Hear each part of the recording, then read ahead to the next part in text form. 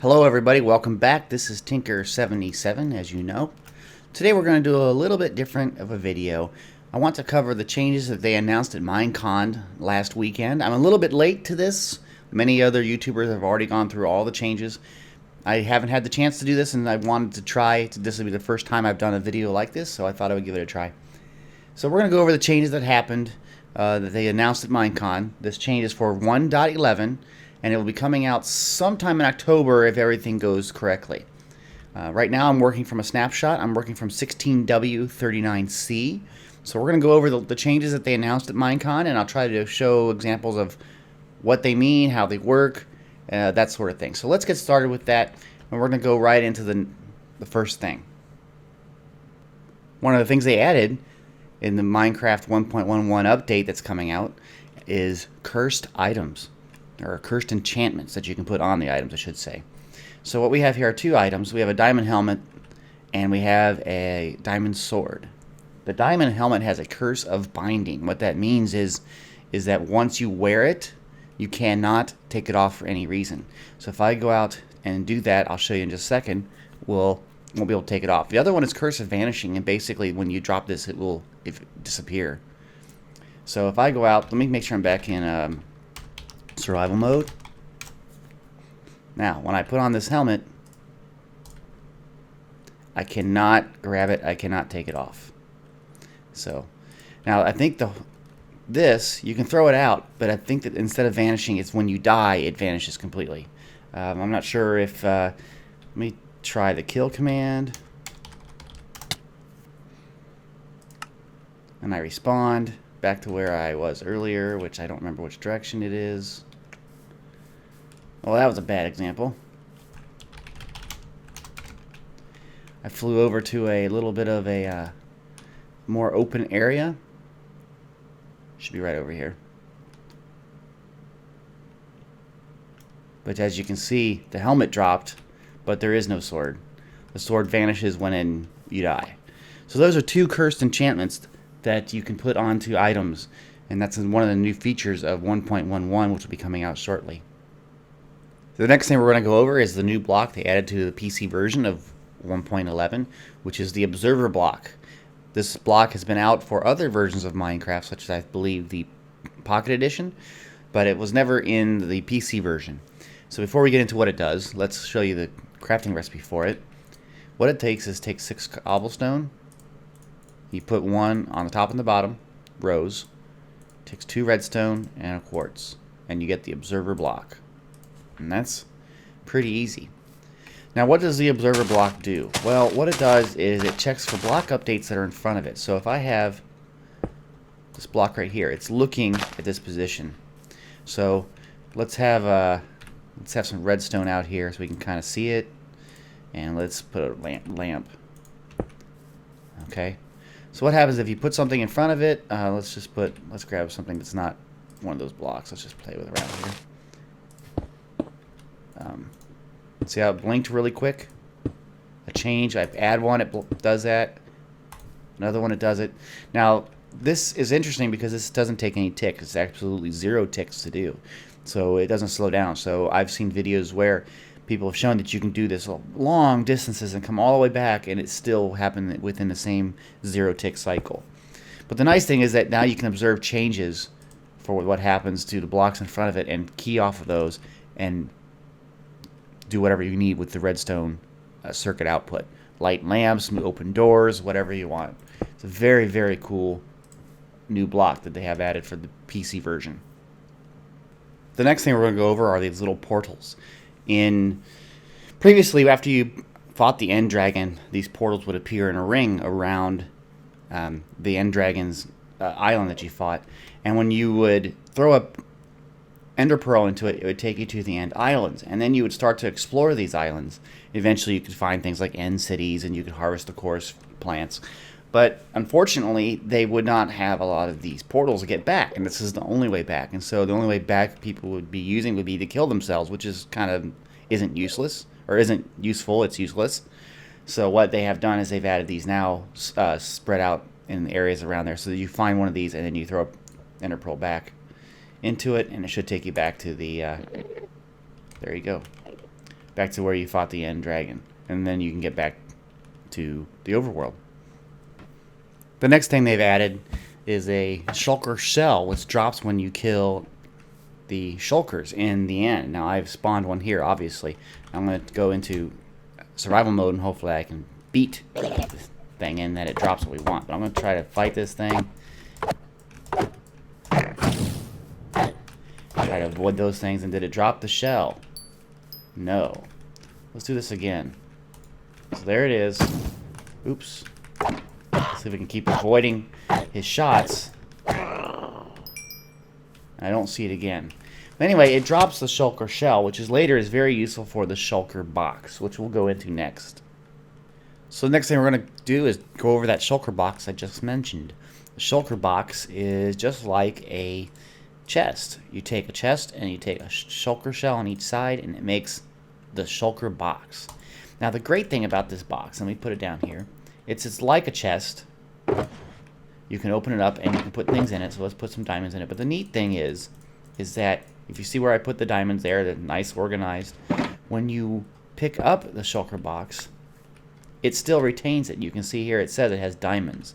Now if I go back out and put it down over here and open it up, it still has the diamonds. It kept the inventory. It didn't drop it out in the middle of nowhere like it does for normal chests. That's one of the great things about the shulker boxes, is that you can take it into your inventory and it's kind of like a backpack in a way. So see, it's in here in my inventory slots, and then I could then put it out, grab the things that are in it and put it back in, and then you can put it into a chest. So if we had another chest here, let me grab another chest.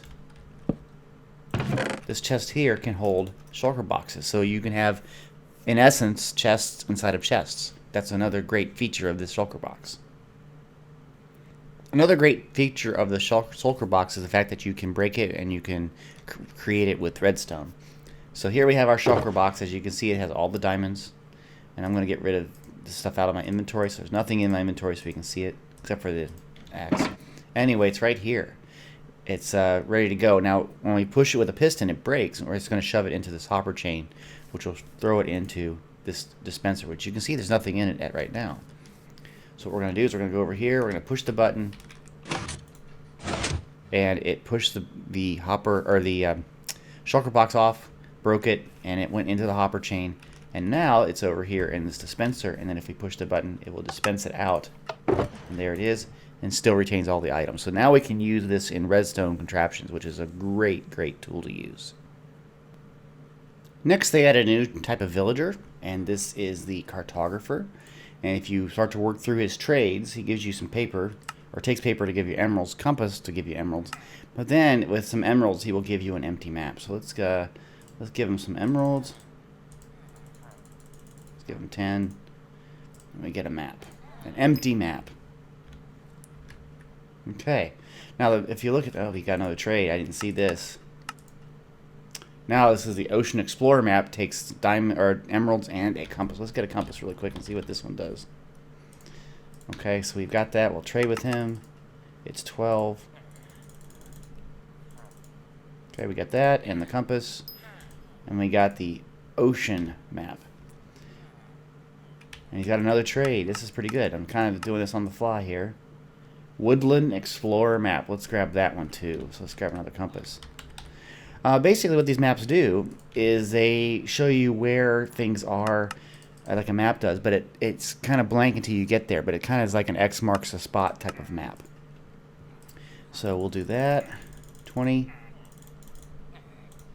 And a compass. Okay. Does he have any more? Probably not. Oh wow, got another thing. Let's see what he's got here. I guess not. Doesn't show anything. Okay, so anyway, we're going to look at this map here. And you can see this is just a regular map. It shows us on the map. It shows where we are. You can see where it is. But if we go to the Ocean Explorer map, it looks a little bit different. And if you can see down in the bottom left corner, it shows where we are, a little white dot. And if we were able to follow this map, which I'm going to do now in Creative, it looks like, let's see if we go move and if it knows where we're going. The white dot will move towards an ocean monument. So it looks like the map is bugged at this point. The map would show you, and it would turn more blue, especially over this ocean one. When you see the ocean, it would fill it in as you go. But here is the ocean monument. And you can see this is the small island to the north, and this is the one farther north, and that island and the other one. This is what the map is showing. Unfortunately, it's not filling in correctly, so you wouldn't know it until you got there. But this is what the purpose of the map is for, is to give you a clue as to where some of these things are, like the ocean monument. The next thing we're going to look at is the locate command. This command allows you to locate various features like fortresses, ocean monuments, that sort of thing. And it's very useful, especially for people like me who want to do a video and I want to show you another fortress, for instance, and I have no idea where there is one. So I can look right now. My coordinates are 34, 80, 47. But if I want to, I just put locate fortress. And it says the fortress is at 408 something 152. So let's go to, let's try to do a teleport. See if we can teleport there. 408. Let's go with 80 again and 152. And we are sort of in a block. And it's a little bit choppy at the moment because it's starting to load in everything. But there it goes. And you can see right there is the fortress. We found it pretty quick using the locate command. That's a new feature in 1.11. So the next thing we're going to look at is a new structure they've added, which is the Woodland Mansion. And I'm going to use the locate feature to find that. So here we go, locate mansion. And it's pretty far away, as you can see. So let's go there by teleporting by 512. I'm going to go up at, let's go up kind of high. Let's go 150, 14392. Now this structure is very big, usually. Let's let it load up. It's taking a little bit of time to render it all. You can see it's very big. It's huge. So if you find one of these, you can't miss it. But the Woodland Mansion is home to some new monsters. So we're going to get into that now. But look at this structure. It's really great looking. And they use those structure blocks that they can use that are like similar to command blocks that allow you to add structures so they can do this programmatically. And it's just a beautiful design. So let's go into this in just a second and I will show you the monsters. Before I head into the mansion, I wanted to tell you about they have the Evoker, the Vindicator, and the Vex are the three monsters that they've added. And I, at this point, do not know which one is which. So we're just going to kind of go in here and see. So it's kind of spooky in here. I didn't bring any torches with me. Of course, I'm in creative, so it doesn't really matter. Let's go upstairs. But you can see it's really nice in here. The carpet adds a nice feel to it. Let's look around. I hear some sounds. Don't see anything yet. Okay, we got a regular zombie here. Okay, and there's somebody. Let's see what it says here. Does it say we're staring at somebody or something? I'm not sure which one this is. Let's go into survival and die. Look at this. Ah! So this guy can cast things, looks like. And this guy comes at you with an axe. Ow. So, I'm not sure which that guy was, but they dropped some emeralds. This guy, if you didn't see, he made those little, I don't know what you would call these things. But anyway, that's what they did. They created the Evoker, the Vindicator, and the Vex. And they will be in the Woodland Mansion. That's where you find them. I'm interested to see how people will start to make farms of these guys, because that's kind of cool. But if you look here, wow, they got like a little map layout on a big table, and like a map room in the mansion. A big bed. They faked out a bed using carpets. That's pretty neat. They used the wool and then the red carpet. So anyway, this is the mansion. It also has, as you can see, skeletons and other things, but there are these mobs all through here. And you have to be careful, but it'd be a fun place to clear and then to take over. Okay, I've done a little more research, and using some spawn eggs, I'll show you each of the monsters. The first one we have here is the Vindicator. The Vindicator looks like this. Obviously, they do not die in the sunlight, which is getting dark right now. Let me set it back to day. Okay. And, of course, let's get rid of the rain. Anyway, the way they kill you is by using axes. Okay, so this is the Vindicator, and they'll come at you hand-to-hand with axes. If I go to game mode 0, There he comes. These are not that hard to kill, usually. They don't do anything special except run at you. They're kind of quick, so, but they do drop emeralds. So that's the first one. The next one we're going to use is the Evoker. Now the Evoker has a couple of different attacks. This is supposed to be like a magic user. And what they do is they spawn Vex, which are like little tiny guys with swords that fight you. And they fly around and they can phase through walls. The other attack they have is kind of a series of mouths that bite up at you in a line. So we're going to spawn him and he's going to start to attack us and summon the Vex right away. So he uses his line, he summons a Vex, there it is. And he uses a special attack that looks like a line. See right there with the mouths coming up. He's very hard to kill, and with the Vex, it's even harder. So see, he can just get you something like that. Let me go back into game mode 1. It's just fun. Here. Now when you kill them, sometimes they'll drop a Totem of Undying. And that's very, very fun to use, because what it does, a Totem of Undying, if you take a killing blow, it will keep you from dying and give you a couple buffs to help you survive for a split second longer. So if I go back into game mode 0 and I can find the Vex, if they're out there somewhere, they'll probably start to attack me. And you see they take damage. But when I take enough damage and I die, let's see if this one likes me or not.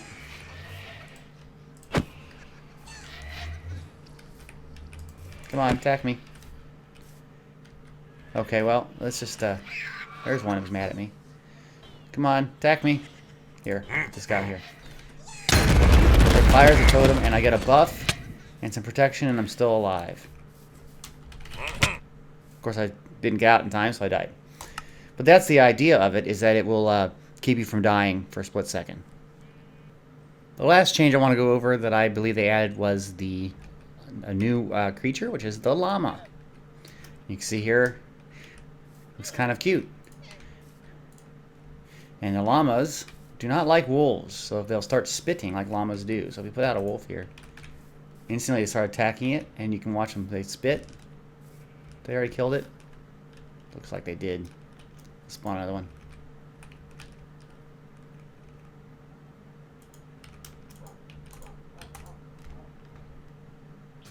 See, they're spitting at the wolf. It's very interesting how they do that. But llamas can be tamed. They can be used, and eventually you can then put carpet on them. Let me see if I can do that now. I don't know if you have to tame them first. Probably you do. I'm not sure what you use to tame them. I don't remember. But anyway, you can also then lead them with a lead, and what's interesting is they form a caravan. They'll start following in a line. You don't have to have them grouped up as a group. They just automatically get in a line together. It's very cool. So this is a mount that you can ride. You can put a chest on it and give it some inventory, that sort of stuff. But it's another creature they've added, and of course there'll be a lot more on this in the future. So again, thank you for watching this video. This has been the first time I've done one of these update videos to show you some of the new features coming in Minecraft, and I think I did okay with it. There are some things I want to do better, but it's not bad. I hope you liked it. Again, if you do like it, please click the like button, leave me some comments, and of course subscribe if you want to get notifications of any other videos I produce. So thank you again. Thank you for your support. Have a great day. Bye-bye.